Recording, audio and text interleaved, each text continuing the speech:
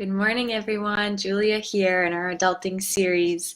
I hope you're having a great Saturday, off to a strong start or slow, relaxed start.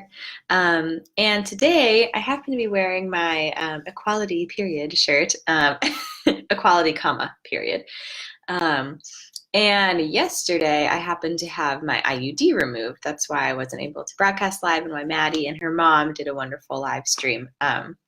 I considered broadcasting like the whole process, and I thought that would just be a little too much given how nervous I was. But I did want to talk about birth control today.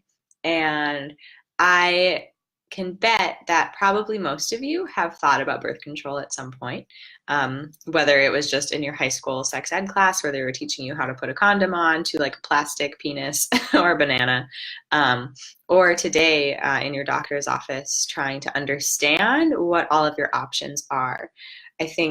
I also think we can all agree that it's not very clear what our options are when it comes to birth control. And a lot of times we have to advocate for ourselves and find out information for ourselves, which can feel really frustrating when you consider getting pregnant is one of the biggest decisions of our lives, and not getting pregnant on the flip of that is also one of the biggest decisions of our lives, or biggest opportunities that we have in our life to be sexually active and not have that lead to an implication of having a child, which has a lot of other outcomes and impacts in our life. So we should have as much information as possible about birth control, and we should be able to make choices about our body for ourselves with all of the information available to us. And so I'm not an OBGYN. I am just a 29-year-old woman who has tried multiple forms of birth control and done my own research and learned some things, and want to share specifically about IUDs today. So intrauterine devices, I think, is what IUD stands for. And just share a little bit about my experience. And I posted about it on Instagram yesterday and had a lot of questions come up. So I thought I would address some of those here. And then if anyone has more experience with a specific IUD or another form of birth control, I would love to just crowdsource those experiences. Hey, Jeff, we're talking about birth control. In the comments below.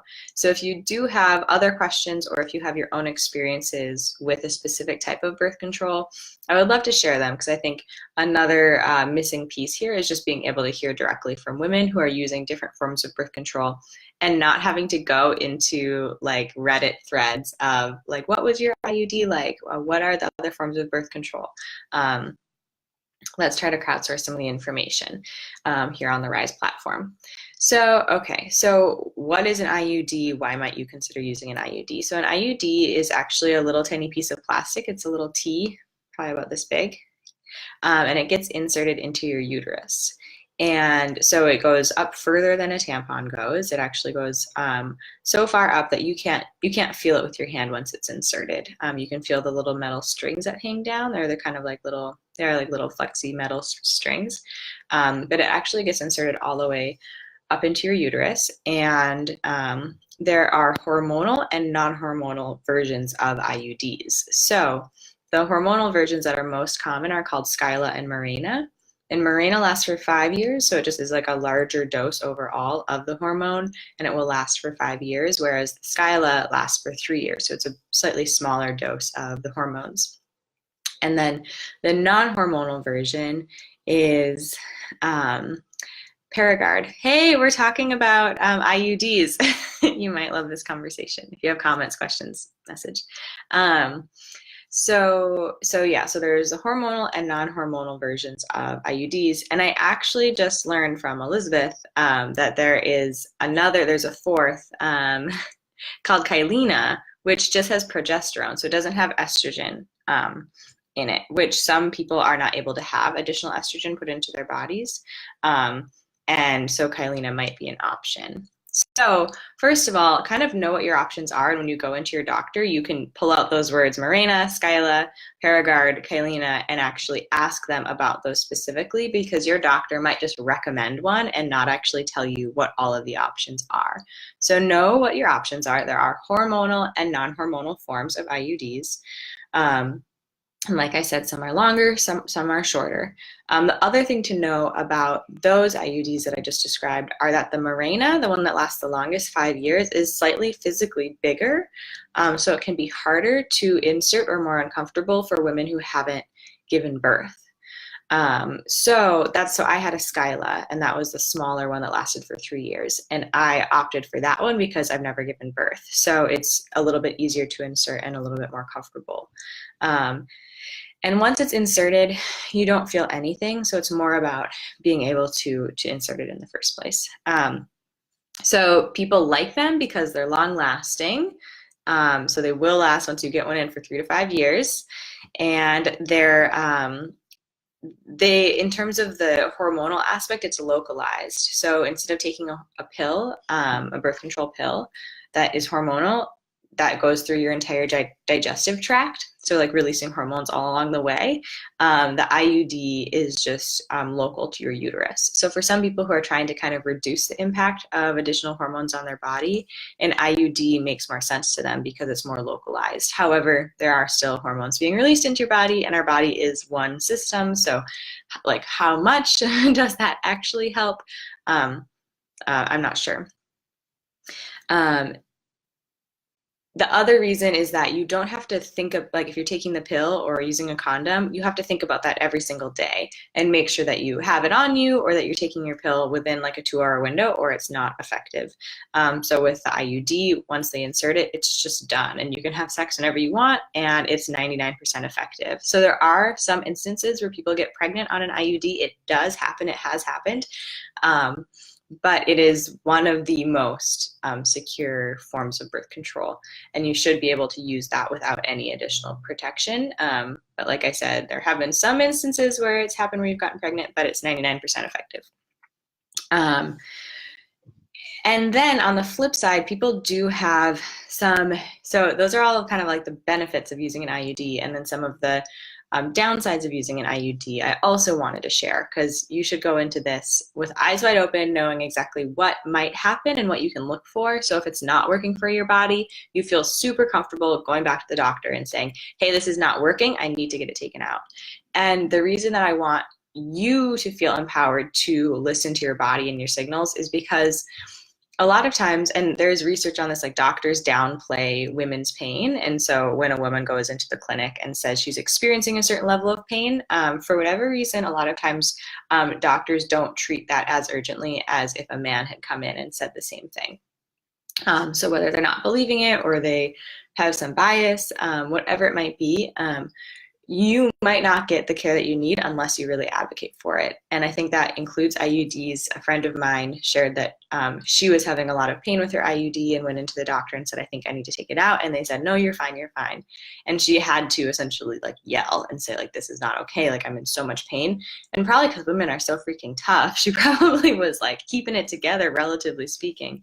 And then when they investigated, it had actually punctured her uterus, which is like the worst possible case.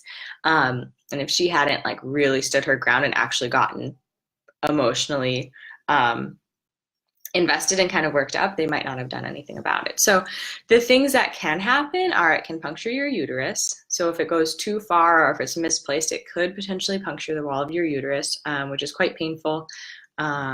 But ultimately you can just get it removed and you should be able to recover from that. But that is one of the risks. And then just general pelvic pain for some people, it just doesn't work. It just, for whatever reason, you get cramps, it just doesn't, the pain doesn't go away. And so you have to be aware of, like, if a few days after it was inserted, you're still feeling a lot of cramping, that's probably not normal and you should go and get it checked. Maybe get it removed and use a different form of birth control. And then the final thing, some people have mood swings. So some people have a lot of mood swings with, sorry, my live video paused on Instagram. Some people have a lot of mood swings with hormonal IUDs. So instead of like reducing your PMS symptoms, some people, it actually heightens your PMS symptoms. So you have to be aware too of your mental health as you're experiencing an IUD for the first time, because it might be really subtle, but it might be something that you want to be aware of. And if it's not working for you from a mental health perspective, then you definitely want to get it removed and find another way. Because unfortunately, there is no one birth control that works for every single body. So you really have to be conscious of, is this working for me? Do I want to stick with this birth control or not? I think those are all the things that I guess let me just share my personal experience with my IUD insertion and removal. So I did have mine for the full 3 years. I really enjoyed having my IUD. It was really wonderful from I didn't have to think about it. And I knew that I was protected. But for me, getting my IUD inserted was the most painful thing I have ever experienced in my life. And I haven't done too many things that hurt that badly. I mean, I've sprained ankles, I've gotten gashes, I guess I've had some physical pain. Anyways, it was the worst. And some people don't have this. Some people, it's more chill. For me, it was really horrible. And I had to go in twice because the first time they were really struggling to get it inserted. And she didn't want to force it because she didn't want to accidentally puncture my uterus. And so she said, let's have you come back a week from now and we'll use essentially this relaxant to help the muscles around your uterus relax. And so I had to go twice. And then both times they used some local anesthetic on my I don't know the walls of my cervix. I don't know my interior anatomy well enough, but they went up inside my vagina with a really long needle and actually poked me and gave me some local anesthetic, 3 or 4 shots. So they would numb the area. And then the second time I came in a few hours before I went, I had to actually insert a little tab that helped to relax my uterus and kind of make it easier to insert so they wouldn't feel like they were forcing it and risk potentially puncturing the wall of my uterus. And so it was just uncomfortable as they were inserting it because I was pretty numb. And then as that anesthetic wore off, I was taking ibuprofen. I took a significant dose before I went in and then just continued to use ibuprofen. I didn't have any other stronger painkillers. But when I got home, for about 5 or 6 hours, I really called the ambulance because I thought that my uterus had been punctured or something horrible had happened because it hurt that badly. And it was cramps, but it just felt, and it was, it's hard to describe, but it was really horrible. And then the next day it was fine. So just so you know, that could be the worst case scenario where it really, really, really hurts. But is it worth having that type of birth control for you for the next 3 to 5 years? And when I got removed yesterday, because it had been 3 years, it did not hurt at all. So the removal was super easy. They didn't use any anesthetic, and it was just whoop, and then it was out. So yeah, IUDs, vaginas, uteruses, birth control.